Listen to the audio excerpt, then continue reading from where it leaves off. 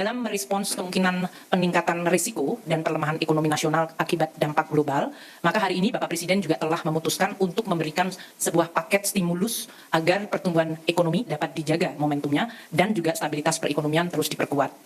Hari ini telah diputuskan 5 hal yang menjadi paket kebijakan ekonomi dengan target-target dari mereka yang akan mendapatkan manfaat dari paket stimulus tersebut. Yang pertama adalah di dalam rangka sekarang masuk libur untuk anak-anak sekolah dan tahun ajaran baru, maka akan diberikan diskon transportasi. Ini tentu diharapkan dengan kegiatan anak-anak libur sekolah mereka bisa meningkatkan kegiatan ekonomi di dalam negeri dengan melakukan perjalanan di dalam negeri. Maka diskon transportasi ini sifatnya menyeluruh kepada seluruh moda transportasi. Satu, untuk diskon tiket kereta api, itu 30%, dengan anggaran 0,3 triliun, diperkirakan akan dinikmati oleh 2,8 juta penumpang kereta api dalam periode Juni dan Juli, yaitu pada saat masa tahun ajaran sedang libur dan diharapkan bisa meningkatkan aktivitas ekonomi dalam negeri. Yang kedua adalah tiket pesawat. Ini yang sudah kita lakukan pada saat lebaran yang lalu, maka kita melakukan sekali lagi untuk tiket pesawat kelas ekonomi PPN ditanggung pemerintah 6%. Dengan demikian harga tiket pesawat kelas ekonomi diharapkan bisa sedikit menurun. Ini anggarannya sebesar 0,43 triliun rupiah. Yang ketiga adalah moda angkutan laut. Akan diberikan diskon tiket angkutan laut sebesar 50%. Dalam hal ini akan menggunakan anggaran 0,21 triliun untuk jangka waktu Juni dan Juli. Untuk tiket angkutan laut ini diperkirakan 0,5 juta penumpang. Kalau tadi pesawat terbang kelas ekonomi 6 juta penumpang. Dan ini semuanya dilakukan di bulan Juni dan Juli dengan keseluruhan total anggaran untuk tiket kereta api, tiket pesawat kelas ekonomi, dan tiket angkutan laut adalah 0,94 triliun rupiah. Kemudian yang kedua, pemerintah juga akan melakukan pemberian diskon tarif tol sebesar 20% dari tarif tol.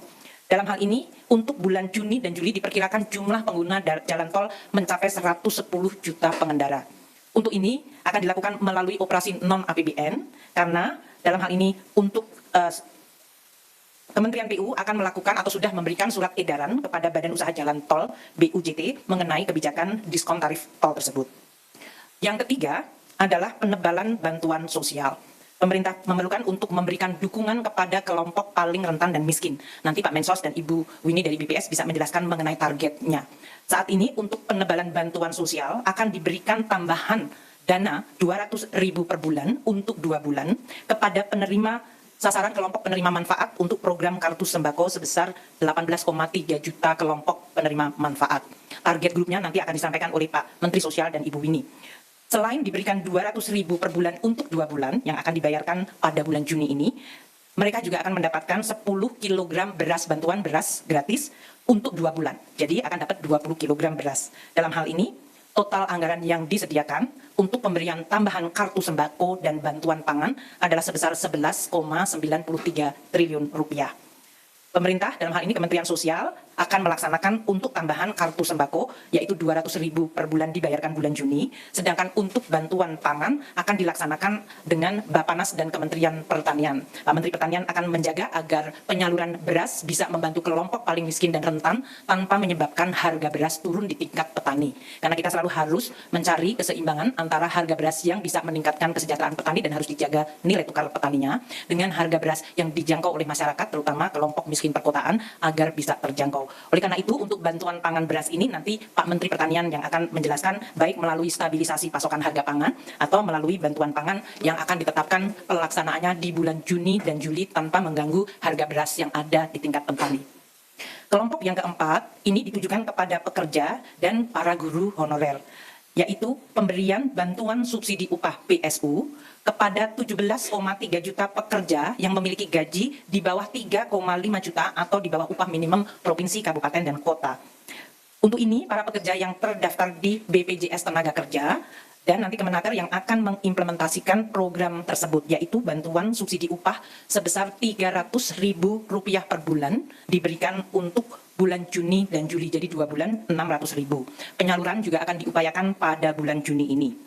Selain itu, selain kepada pekerja yang memiliki gaji di bawah 3,5 juta rupiah, yaitu 17,3 juta pekerja tersebut, akan diberikan juga bantuan subsidi kepada 565.000 guru honorer, baik itu 288.000 guru di lingkungan Kementerian Dikdasmen maupun 277.000 guru di Kementerian Agama. Guru honorer ini juga akan mendapatkan 300.000 per bulan untuk 2 bulan, yaitu 600.000. Selain untuk pekerja dan guru honorer, di dalam paket kebijakan yang keempat ini juga akan diberikan perpanjangan diskon 50% untuk 2,7 juta pekerja di lingkungan 6 industri padat karya. Ini tujuannya adalah untuk kepada para pekerja di industri padat karya yang mendapatkan tekanan akibat berbagai situasi global dan persaingan ekspor bisa tetap mendapatkan jaminan kehilangan kerja dengan iuran yang hanya dibayarkan 50%-nya saja. Ini tentu anggarannya berasal dari non-APBN. Sementara untuk subsidi upah dan untuk guru honorer akan disediakan anggaran dari APBN sebesar 10,72 triliun rupiah. Itu adalah kelompok stimulus paket yang keempat. Dan yang kelima, yang menyangkut diskon iuran jaminan kehilangan kerja. Kami melihat dari 17,3 juta ini per sektor tentu akan terkena pada sektor-sektor formal dan terutama pada pekerja yang upahnya di bawah 3,5 juta rupiah. Dengan stimulus ini dan akselerasi program-program pemerintah yang telah saya sampaikan tadi, jadi saya ulang sekali lagi, untuk sembako 11,97 triliun, nomor 3, untuk diskon transportasi 0,94 triliun, bantuan subsidi upah 10,72 triliun, dan perpanjangan JKK untuk diskon 50% 0,2 triliun rupiah selain diskon tarif tol yang akan dilakukan oleh badan usaha 0,65 triliun. Total keseluruhan paket ini nilainya 24,44 triliun rupiah, yaitu 23,59 triliun dari APBN dan 0,85 triliun dari non-APBN atau dunia usaha. Dengan adanya stimulus ini dan berbagai langkah percepatan program pemerintah, seperti dalam hal ini makan bergizi gratis, perumahan, koperasi merah putih, sekolah rakyat, maka kita harapkan, dan juga rekonstruksi atau perbaikan sekolah-sekolah yang tadi anggarannya sebesar 16 triliun, kita harapkan pada kuartal kedua, maka pertumbuhan ekonomi tetap bisa dijaga mendekati 5% dari yang tadinya diperkirakan akan melemah akibat kondisi global. Dengan pertumbuhan yang kita tetap jaga, maka kemiskinan dan pengangguran terbuka juga diharapkan bisa turun lebih cepat. Mungkin itu yang saya ingin sampaikan. Saya ingin sampaikan selain 24 triliun dari paket stimulus ini, 24,44 triliun, seperti diketahui oleh teman-teman media, gaji ke-13 juga kita cairkan bulan Juni ini. Total anggaran sekitar 49,3 triliun termasuk ASN pusat, daerah, TNI, Polri, dan pensiunan.